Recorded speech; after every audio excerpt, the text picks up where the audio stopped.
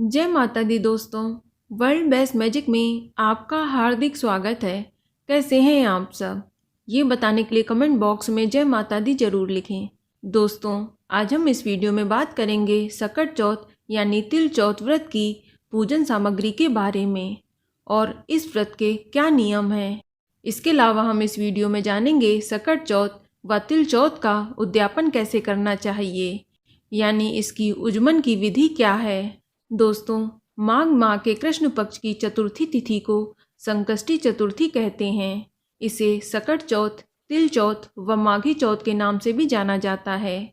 इस दिन गणेश जी ने देवताओं की मदद करके उनका संकट दूर किया था। तब शिव जी प्रसन्न होकर गणेश जी को आशीर्वाद देकर कहा कि आज के दिन को लोग संकट मोचन के रूप में मनाएंगे, इसलिए जो भी व्यक्ति इस दिन व्रत करेगा उसके सब संकट दूर हो जाएंगे। इसीलिए इसे संकट चौथ भी कहते हैं।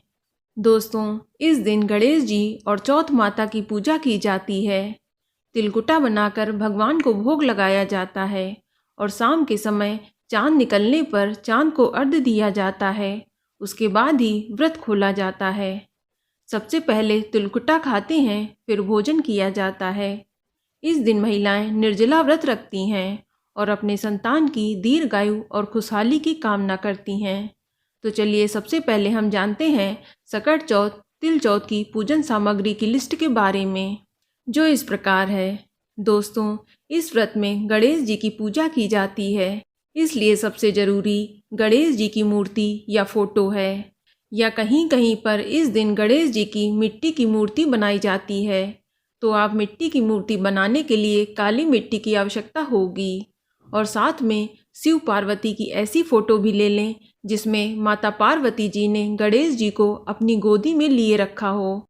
इसके अलावा पूजा की थाली, जल भरा कलश, लाल या पीला वस्त्र, यज्ञोपवीत्र, कुमकुम, रोली, मौली, चंदन, अक्षत, काले तिल, दूर्वा, फूल और माला, नारियल, पान के पत्ते, लौंग, सुपारी, इलायची, धूप, दीपक और कपूर, लकड़ी की चौकी या पटा, बच्चे का खिलौना, मौसमी फल, इसमें आप शकरकंद, गन्ना, अमरूद, केला आदि शामिल जरूर करें। और नैवेद्य के रूप में आप तिल गुड़ के लड्डू व मोदक, इसके अलावा दक्षिणा, सुहाग का सामान, चांदी की अंगूठी या सिक्का आदि चीज़ों की आवश्यकता होती है। दोस्तों, व्रती को इस दिन सुबह जल्दी उठकर स्नान आदि करके स्वच्छ वस्त्र धारण करने चाहिए। हो सके तो इस दिन लाल वस्त्र पहने। फिर गणेश जी के सामने जाकर व्रत का संकल्प लें। फिर पूरा दिन निर्जला व्रत करके मन ही मन में गणेश जी का ध्यान करें और मंत्र जाप करें। फिर शाम के समय दोबारा स्नान करके स्वच्छ वस्त्र धारण करें और पूजा की तैयारी करें। आप पूजा के समय 16 श्रृंगार करके हाथों में मेहंदी और पैरों में महावर लगाकर अच्छे से तैयार हो जाएं।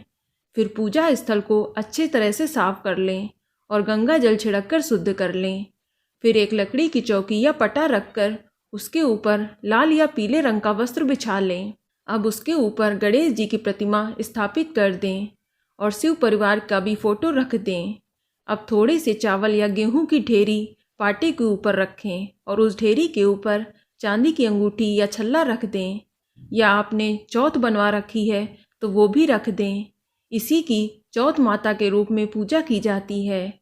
और एक लोटे में पानी भरकर पटे पर रख दें और उसमें एक साबुत हल्दी की गांठ, सुपारी, अक्षत, पुष्प, सिक्का डालकर कलश की स्थापना करें। कलश के मुख में मौली बांध लें और स्वास्तिक का चिन्ह बना लें। अब 5 पल्लव रख के उसके ऊपर चावल भरी कटोरी से ढक दें और उसके ऊपर दीप प्रज्वलित कर दें।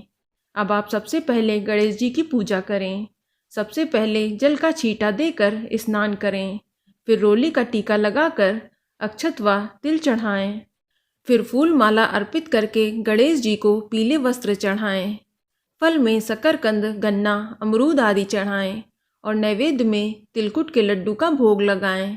फिर इसके बाद आप चौथ माता की भी विधिवत पूजा करें और जिनके यहाँ तिलकुट का पहाड़ व बकरा बनता है तो उसकी भी पूजा करें। फिर धूप दीप जलाएं और अब हाथ में तिल गुड़ व दूर्वा लेकर सकट चौथ व्रत की कथा सुने। इसके बाद आप गणेश जी की व सभी भगवान की आरती करके विधिवत पूजा को संपन्न करें। फिर जो आपने हाथ में तिल गुड़ व दूर्वा ली है उसे एक लोटा जल कच्चा दूध में डालकर जब चांद निकले तब उसे अर्घ देकर धूप दीप दिखाएं और अपने परिवार की सुख शांति के लिए प्रार्थना करें। इसके बाद आप तिलकुटे पर रुपए रखकर बायना निकालकर अपनी सासू माँ को दें और उनके पैर छूकर उनका आशीर्वाद लें। फिर इसके बाद सबसे पहले तिलकुटा का प्रसाद खाकर व्रत का पारण किया जाता है। आपको बता दें कि कहीं कहीं इस दिन शकरकंद व दूध खाकर व्रत खोला जाता है। इसके बाद ही भोजन ग्रहण किया जाता है। लेकिन अगर आपके यहाँ अगले दिन अन्न ग्रहण करते हैं तो आप अगले दिन पूजा के बाद ही व्रत का पारण करें। आपके घर में जैसी परंपरा हो आप वैसा ही करें और अगले दिन आप पूजा का सामान या चौकी हटा सकते हैं और जो चौथ माता या चांदी की वस्तु है वह आप अपने पास संभाल कर रख लें। फूल माला आदि चीज़ों को विसर्जित कर दें, कलश का जल गमले में डाल दें और बाकी सामान मंदिर में ब्राह्मण या पंडित जी को दे दें। चलिए अब बात करते हैं सकट चौथ या तिल चौथ व्रत के उद्यापन या उज्जमन विधि के बारे में। तो आपको बता दें कि तिल चौथ का उद्यापन जिस साल घर में लड़के का जन्म हुआ हो या फिर लड़के की शादी हो उस साल किया जाता है। तिल चौथ के उद्यापन के दिन 3 पाव यानी 750 ग्राम तिल व आधा किलो गुड़ का तिलकुटा बनाया जाता है। इससे लगभग 1.25 किलो तिलकुट बनता है। इस दिन 13 सुहागिन महिलाओं को तिलकुटा खिलाकर भोजन कराया जाता है और सासू माँ को बायना दिया जाता है।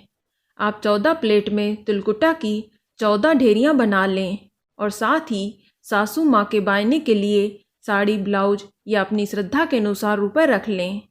फिर जैसे हर साल सकट चौथ की पूजा करती हैं वैसे ही विधि पूर्वक पूजा करें और तिल चौथ की कहानी सुनें और हाथ जोड़कर चौथ माता से विनती करें कि हे चौथ माता, आपकी कृपा से मैं उद्यापन कर रही हूँ, अपना आशीर्वाद प्रदान करें, मुझ पर और मेरे परिवार पर कृपा बनाए रखना। विधि पूर्वक पूजा संपन्न करने के बाद सबसे पहले आप अपनी सासू माँ को बायना देकर उनका आशीर्वाद लें। फिर इसके बाद बची हुई 13 ढेरियों से 13 सुहागन महिलाओं को खाना खिलाते समय सबसे पहले तिलकुटा परोसें, फिर भोजन कराएं। खाना खिलाने के बाद विदा करते समय एक प्लेट में थोड़ा तिलकुट साथ में ले जाने के लिए अवश्य दें और आप खाने में इस दिन हलवा, पूरी, सब्जी, मिठाई, नमकीन आदि बनाएं। और यदि घर पर बुलाकर खाना खिलाना संभव न हो तो 13 जगह खाने की थाली निकाल कर और तिलकुटा 13 सुहागिनों के घर भी भिजवाया जा सकता है। इस तरह से आप विधि पूर्वक तिल चौथ व्रत का उद्यापन कर सकती हैं। तो दोस्तों, ये जानकारी आपको अच्छी लगी तो कमेंट में जय माता दी जरूर लिखें और अगर आपका कोई सवाल हो तो उसे कमेंट बॉक्स में अवश्य पूछ लें और इस वीडियो को लाइक करें, शेयर करें और साथ ही साथ चैनल को सब्सक्राइब करें। धन्यवाद।